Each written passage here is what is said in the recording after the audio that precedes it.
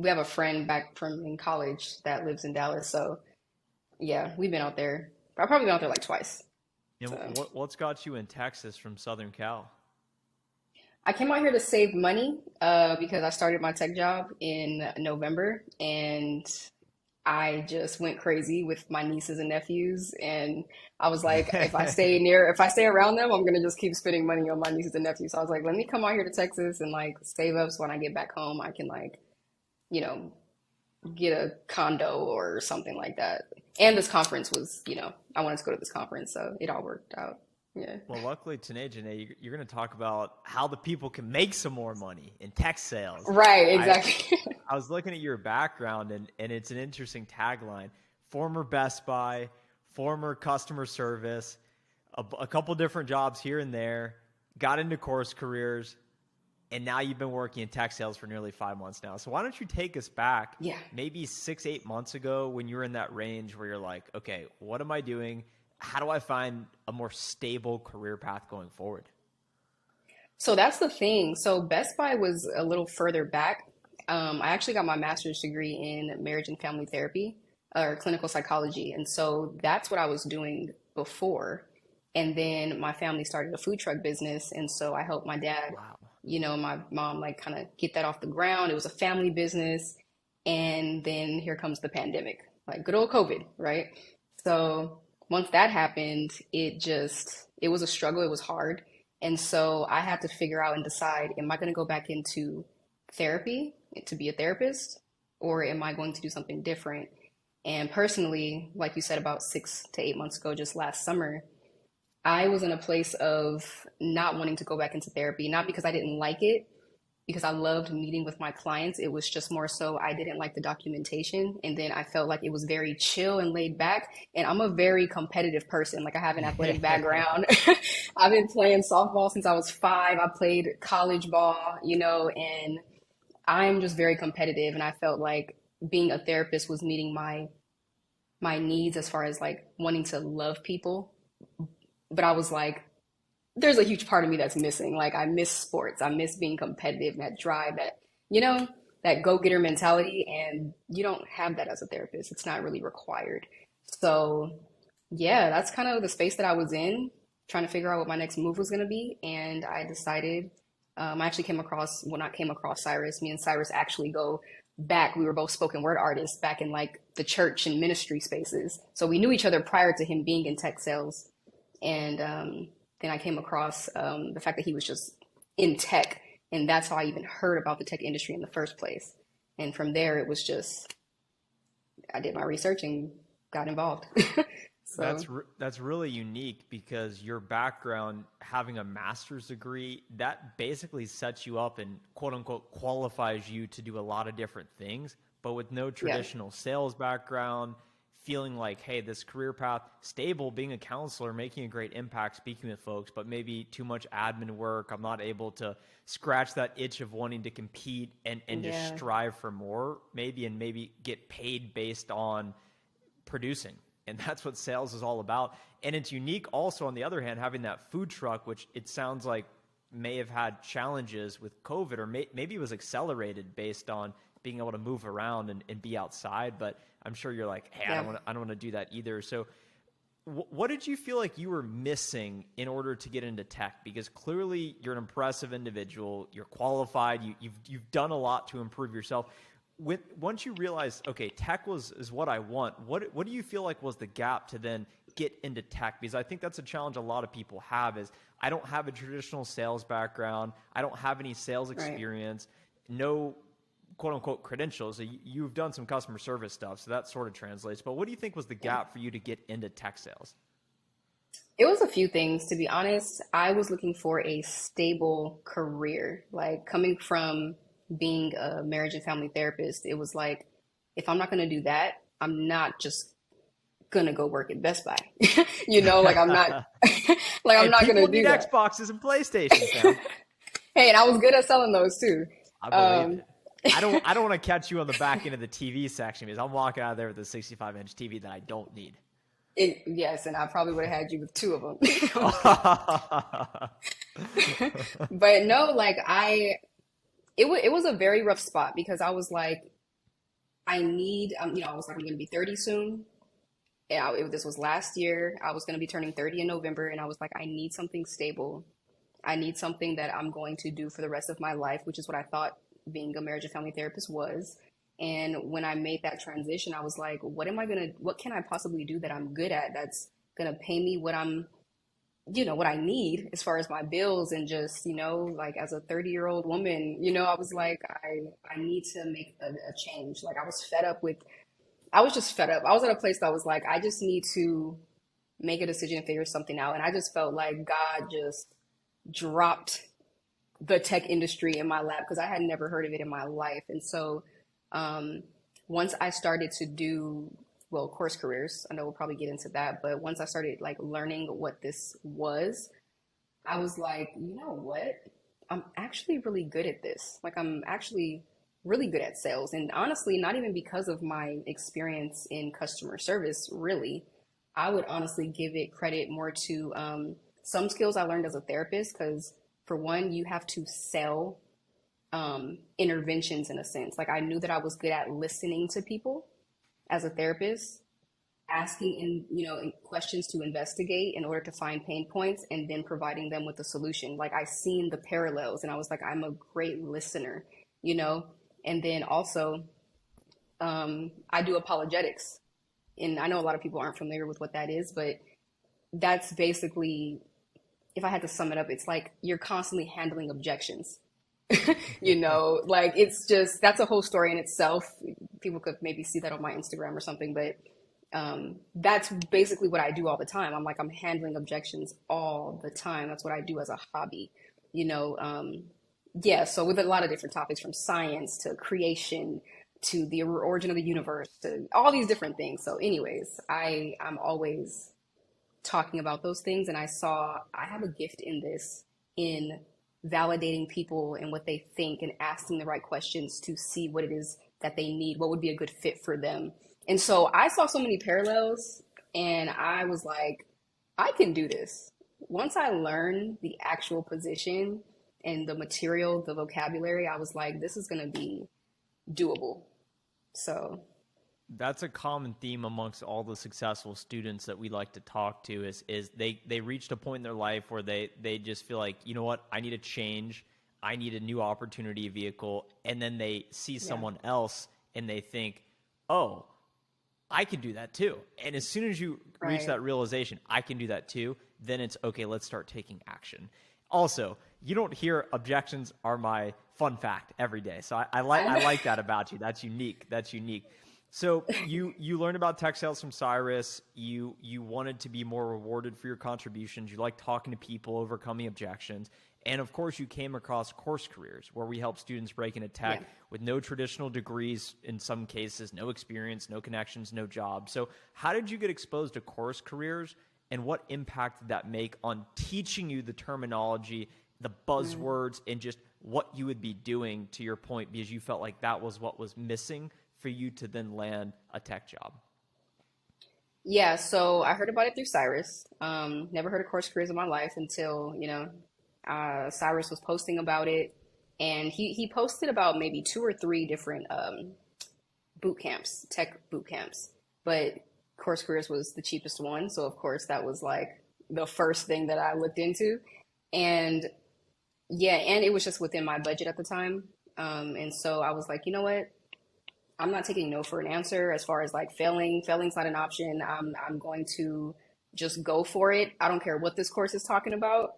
I'm gonna learn it and I'm going to succeed because I needed a path. I needed to get something started. And so, yeah, I heard about it from Cyrus, did a little bit of research, did the free introductory course, um, saw some, testimonials, and I literally paid the money and started like within the same day. That all happened in one day. And so, yeah, I got started and the material was beyond helpful because I'm coming from a clinical psychology mentality and background where you're actually being empathetic and really extra patient and listening. And then I'm hearing like, a different kind of approach to like just your job. And so I was just like, this is different, but I like it. Like I love, just the entire culture of sales and just tech sales. So, anyways, as far as the material, I think the course laid everything out perfectly, for me to understand and to be able to comprehend on a fundamental level, to even have a grasp of what this was. Like I learned the vocabulary, everything was clear. It made sense. I think it was very clear. I think the course was very well done. Um, like the fact that it can teach me and prepare me to feel confident without me having any knowledge of tech sales, like I think that speaks a lot to the layout of the course. So And that's yeah, a powerful place you were at is I'm going to do whatever it takes to be successful. You decided to put down the money, invest in yourself, and do whatever it was going to take to reach the outcome you want, which was landing the job eventually. You got in the right. material, you found it to be useful, you listened to some testimonials. For anyone out there listening right now, we do have the free introductory course linked below that you can go check out just to learn, hey, what is tech sales? Why? How would I actually get in? Would it be the right fit for me? When you got into the material, you had mentioned that it helped you understand the landscape of just some of what Yeah. you would be doing. What do you think are maybe just one to two major takeaways as you look back and then now Mm, compare it to being in the real world, actually applying some of these right. lessons to make money? And we're going to talk about how you got hired, got the job. But what would you say you learned that has actually translated to you applying it in your actual job working in tech sales? Honestly, this might be sad, but you would think, oh, she has a master's degree. She must be very smart. And I'm like, I am. But something as simple as like organizational structure. I did not understand how an organization was structured. Like, you hear about a CEO, but I didn't know about a COO and a CMO and vice Yeah. president. I didn't know all of that, and what roles they had within a company. And so, even that part of the course, like, that was very helpful because now I'm not just thinking of, I mean, I can't even imagine how I would be reaching out to who. You know what I mean? Like I don't I don't even know like who I would even think to reach out to if I didn't even have that understanding. Like I loved that. Like it seems very fundamental and basic, but I didn't even know that that was a thing. Like I didn't know how that was structured. And then even learning about like the CRM and like sales engagement software, sales data software, I had no idea what any of those things were either. And so now, once I learned in the course, and then now that I'm working the job, I'm like, this is how people are sending out all these emails and being successful. And, when I'm getting like emails sent to me in my inbox and I'm seeing how, I'm just seeing how things work. The And I'm game. like, yeah. And like from the marketing tools, like people, it's just so much. And I'm like, wow, this is how businesses run, And so, it was extremely helpful. Like learning that in the course and then being able to apply it now in real time is is amazing and was very helpful. And when you learn that information, I'm sure it was exciting. You started to grasp it. And then most students get to a point at the end of the course, they complete the final exam, and they're excited to say, okay, I start interviewing, I start reaching out to companies. And I think that that's a step a lot of people like hearing success stories with. So could you talk about your experience with either being reached out to by companies, applying to companies, and how that worked for you navigating that process? Mm. Yeah, so once I finished the exam, I started applying to, I kind of set like a goal for myself, like, okay, I'm going to apply to 20 companies a day or Love something that. like that. Yeah. And so I only applied to companies on LinkedIn. So I didn't use like Indeed or anything like that. But so I applied to about like 20 companies a day and I got a lot of no's, which, it was okay because I felt like I heard too many people saying, you just need that one yes. So I was just like, okay, no, thank you. I understand. I appreciate it. Like just kind of, but then, I got probably two responses. And I ended up doing two different interviews with, yeah, two different companies. And um, I was scared out of my boots, or should I say out of my Nikes. Um, And yeah, I think I was very intimidated. I experienced a little bit of like imposter syndrome, thinking like, am I supposed to really be here? Like I'm about to do an interview with someone that's in the tech industry. Um, do I belong? Like, am I qualified? And so, anyways, did those two interviews. Um, I didn't get the job. And I was honestly extremely thankful after the fact that I didn't, because then I found the company that I'm at now, which, yeah, I love to death. Like, I love where I am. And so, yeah, I think that's about it. Like, I know I uploaded my application or my resume to LinkedIn and just like applied from there. And that was mainly the process, just kind of waited, like, stayed And to kudos to be you for consistent. pushing past that imposter syndrome, because I think a lot of people experience that as, am I enough? Am I qualified to be here? Everyone feels that. Everyone feels Right, that, but yeah. it's just showing up anyway. Something you said was I think really important that I want to double click on here, because I get a lot of Okay. messages from people saying, "Hey, it's so hard out here to find a job, da da da." It's a full-time job to find a job. And the Right, same skills you use to be successful in the sales job is the skills you'll use to prospect, to identify companies to work for, who within right, these companies are capable of hiring me, why would they be hiring me. You said right. you applied to 20 companies. And that Yeah. to me is one of the most important takeaways anyone can have. How important is that to, one, have a clear target? I'm going to do whatever it takes to get hired. Two, Yeah. also say I'm willing to take the necessary levels of action to see it through, because it takes a lot of action. It took me literally Yeah. 50 applications. I mean, it's crazy. Oh, okay. Yeah, exactly. Yeah, it's like you said, that was so good. Like it's a full-time job trying to apply for a full-time job. Like it literally is. And you have to just, I don't know if it's hope or just confidence in yourself or just knowing that what's for you is for you and the timing, like things are going to happen on the right or in the right time. But, it's like you have to have that mentality when you're doing that, because it's almost like if we're saying, oh, it's a full-time job applying to companies, it's like, well, it's easy to get discouraged. I mean, if I was working a full-time job, the job I'm working right now, and they weren't paying me anything, I'd probably be like, well, am I wasting my time? Like, and it's like, I think people can get discouraged when they're getting a lot of no's when they're applying to 20 companies a day and, a week has gone by, 2 weeks have gone by, and they haven't gotten a response or an interview. And so yeah, I think it just takes having that mentality like, I'm not taking no for an answer. Like, I'm going to keep doing this and I'm just waiting on my time. I'm waiting for the right time. And that was the mentality I had, because my only other option, like I said, was going back to therapy, which I knew I wasn't doing. So this had to work. And now that you've broke through and you're on the other side and you've made it work, now I'm sure you're facing new challenges, saying, how Yeah. do I be consistent? How do I get to the next level? There's always that next carrot. But how does it feel that you've now broken through a few months of experience, and now you're on that right track?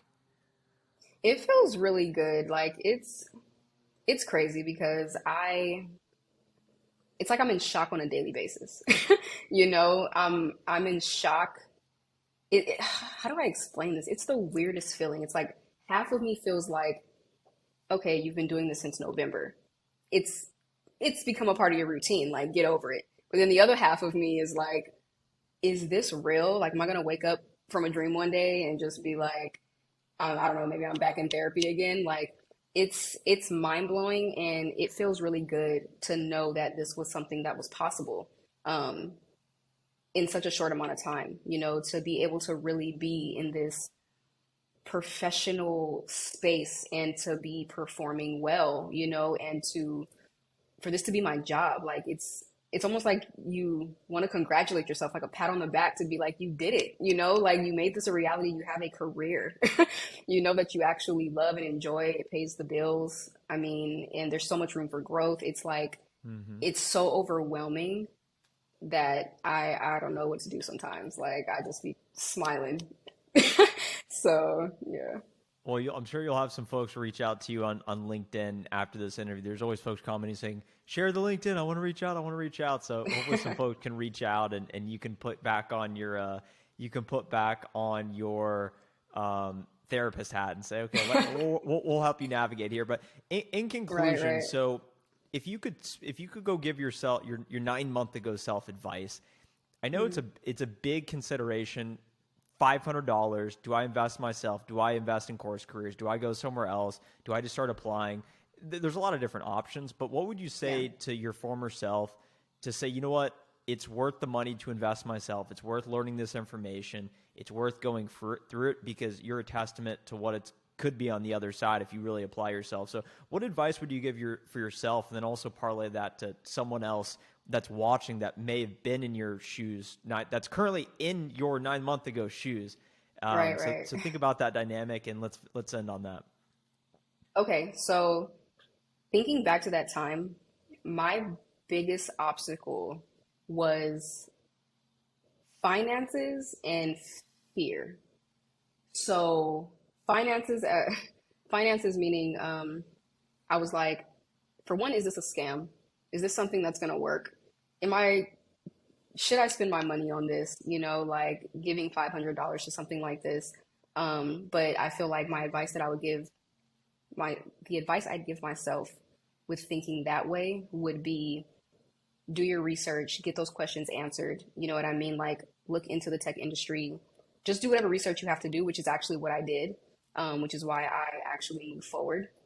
So if anybody out there is being skeptical and you don't have a peace of mind with moving forward and you're not willing to invest uh, $500 into taking this course, I would say do what you need to do for you in order to have a peace of mind to move forward, um, and to actually move forward and make this a reality.